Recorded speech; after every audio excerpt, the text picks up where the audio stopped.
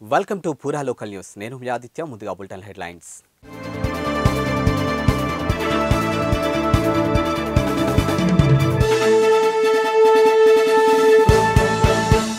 Medak MLA Mynampally Rohit Rao LB stadium వద్ద వ్యవహరించిన తీరు పార్టీ కార్యకర్తలకు పోలీసులకు తలనొప్పిగాను మారింది.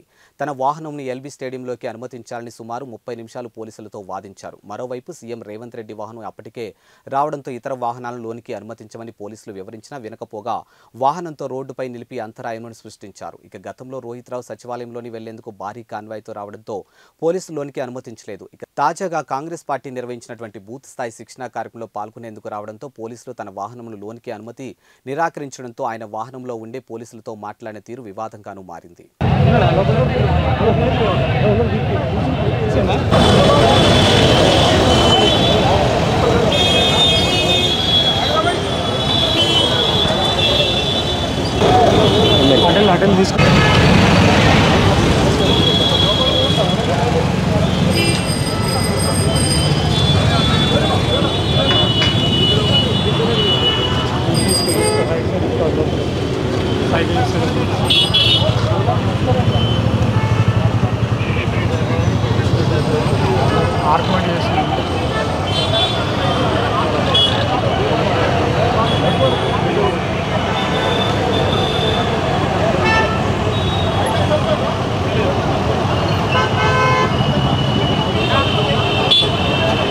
థ్యాంక్స్ ఫర్ వాచింగ్ పూరా local news, your choice for local voice.